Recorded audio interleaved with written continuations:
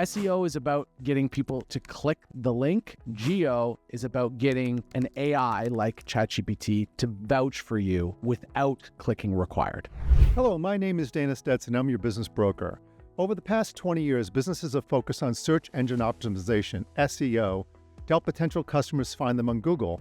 Today, more and more people are asking questions directly to AI tools like ChatGPT, Google, Gemini, Claude, and Perplexity. This has created a new discipline known as Generative Engine Optimization, or GEO. Because this represents one of the biggest shifts in digital marketing, I've invited Grant Gooley, founder and CEO of MyPortal Marketing, and also my marketing team, to explain what business owners need to know. Grant, please briefly introduce yourself and MyPortal Marketing. Yeah, hey Dana, thanks for having me. I'm Grant Gooley. I run MyPortal Marketing out of Toronto. We work with growth stage businesses, actually right across North America, who are actually tired of paying for ads that don't work. What we do is simple. We build certainty around their customer acquisition. And we've landed on something that's working really well right now, which is helping clients show up when AI is making the recommendation instead of the human. And that's where the market is moving fast right now, Dana. Oh, great. Well, again, so Grant, I thank you for all the time and effort your team's put in. It's really been the engine to my success in my business. What exactly is generative engine optimization? Most people don't know. I didn't even know about it till you presented it at our conference just a few weeks ago. Yeah, so GEO, Generative Engine Optimization, just like you said it, is basically this. AI search engines like ChatGPT, Claude, are becoming the new front door for customer research. So when someone asks AI, who should I hire for X? The AI recommends specific businesses by name. And our job from a marketing agency standpoint is to make sure that your business is the one that it recommends. Traditional search, you rank for keywords. GEO, Generative Engine Optimization, you rank for trust and authority. And so instead of business broker near me, you're answering the AI's deeper question, which is which business broker is experienced? Which business broker will help me sell my business for the highest value? Those types of the phrases that we're going after. SEO is about getting people to click the link. GEO is about getting an AI like ChatGPT to vouch for you without clicking required, which is a crazy thing when you think about it. We've gone ahead and answered my next question, how GEO differentiates from SEO. I think we covered that point. So explain a little bit more how customers are searching differently today using AI than traditional Google search. Yeah, great question. People aren't typing keywords as much anymore. They're having conversations such as, I need a financial advisor who specializes in, say, small business and actually gets it. Instead of typing financial advisor, small business, Toronto, they're typing these phrases. They're asking questions. They're having conversations with AI. And the AI is doing the keyword research for them. And your customer is asking contextual questions, nuanced questions. And that means that the businesses that win are the ones with deep, specific answers already published somewhere that the AI can find them. They're also delegating the research. People are delegating to AI to get their research done for them. They're not browsing, tens of websites. They're asking the AI, who should I pick? Then they're going with that recommendation 70% of the time, which is an astonishing number. The adoption in AI has been unbelievable.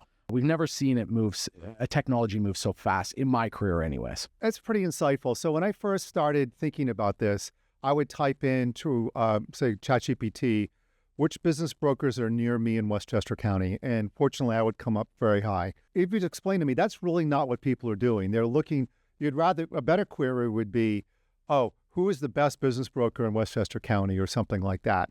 But kind of digging down a little bit more, what kind of characteristics would make one business more likely to be recommended by AI than the next business? I'm going to say 4 things, actually. First thing, you're cited and mentioned by third-party authority. Google My Business, industry directories, local business listings. And the more places that you show up, the more trustworthy you look to AI. It's about authority. Second, you have specific answer-forward content. So not sales pages, pages that answer questions. When someone Googles, something like, should I get dental implants? Your website has to have a thorough answer, not just a call us button, right? So in business brokerage, we want to talk about why it's important to do certain things to value your business or to get a great valuation on your business. There's certain things you should do. So let's educate the customer on your website instead of just saying, book a consultation. The third thing is you need proof, testimonials, case studies, credentials, qualifications. If you're a business broker, your license being certified is critical. So we need to get these things up front. As a business broker, you've got published work Dana, these videos we're doing right now are key components to what AI is going to take as an authority signal to rank you higher. And then the fourth thing is consistency. We see so many businesses where simple things, their name and their address on their website is different than what's on their Google business profile. Those things have to be consistent because we're building trust signals with the AI. And the AI can check all of these components across your digital footprint so fast, right? So we have to make sure that we're consistent across the board. So if you do those four things, you're going to be beating 90% of the businesses out there. Honestly, when I speak to my peers and networking folks and so forth, most people have never even heard of the acronym. So you're really ahead of the curve here. So one of my next questions was, what mistakes reduce visibility in the area? You've already given an example of that. Maybe a couple of more like mistakes that people might be making or could make, not knowing what to do here. So maybe share a couple other ideas in terms of, hey, don't do this, don't do that. Yeah, the biggest one is what I said on the last question, which is fragmented data, having different inconsistent data across the board. If AI can't trust you, it's just not going to rank you. The second big mistake is no original authority. If your website's thin or you're rehashing things from other sources instead of having your own unique take, your own unique research or perspective on the topic, AI is not going to give you the time of day. Third, I would say, is being invisible in places that really matter. Google business profile. I'm blown away by how many businesses just aren't there, and it's free and it's easy to do. You just set up a profile and add all the information that it asks for. And that alone is one of the places that matter that's going to help you get on or get ranking in AI. There's other directories, there's a ton of them out there. Create a Reddit account. This is a little tidbit for anybody watching this right now. Create a Reddit account, start talking about your business. If you start telling the world about your business on Reddit and start threads where people start asking questions and you're responding, those signals to AI will get you ranking.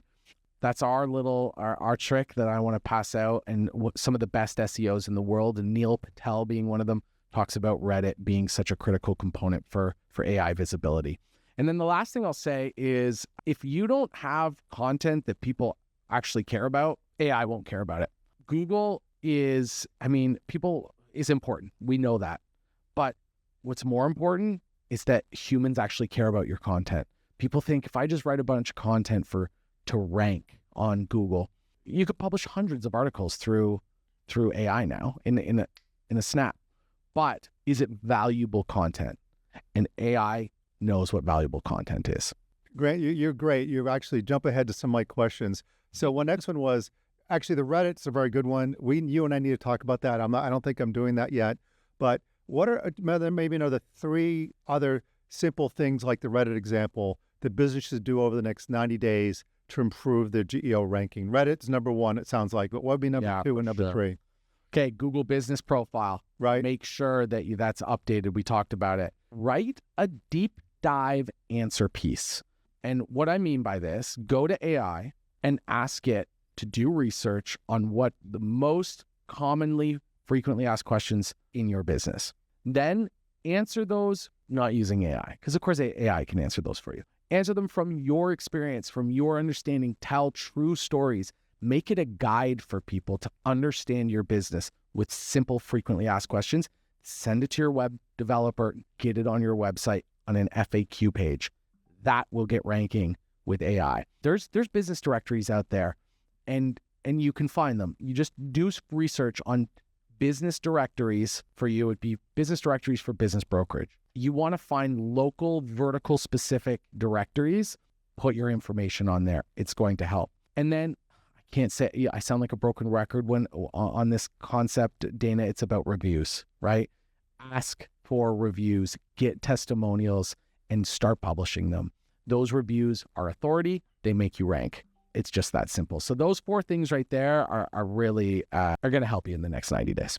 Yeah. So actually, the next question was, and you've kind of answered, maybe we'll summarize it real quick.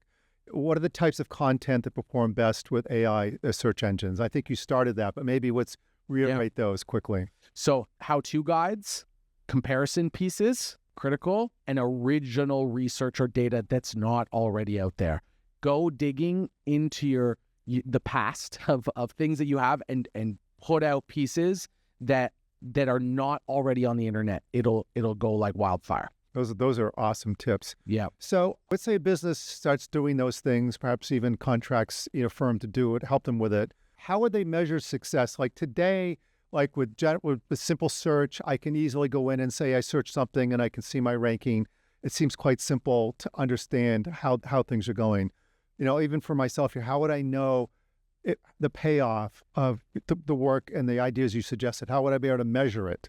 So AI, there isn't tracking like there is for Google Analytics or Google Search Console. AI does not have a Search Console yet.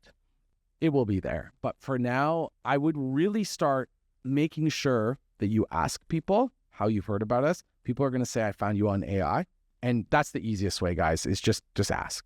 However, there's other ways you can start doing your own searches on AI. Go to ChatGPT, Perplexity, Claude, and ask yourself and see what it pulls back. Now, here's the thing. It's contextual, so it's specific to you because your AI knows you. But start there. You could ask a few friends, too, to pull up their AI on their phone and do a search, or hire a great marketing agency because we actually have a tool that connects to 100 IPs, different IP addresses, and then goes and asks these questions about like, what's the best business broker in New York, let's say. And we will get answers from 100 different AI platforms from 100 different IPs, and it will tell us how you're doing for that specific phrase. So hire a great marketing agency and they can help you out with that. Yeah, that's a really good point. So I've thought this through a little bit. And I'm a paid subscriber for ChatGPT, not a big deal, but that's the one I go to. That's my go-to search engine,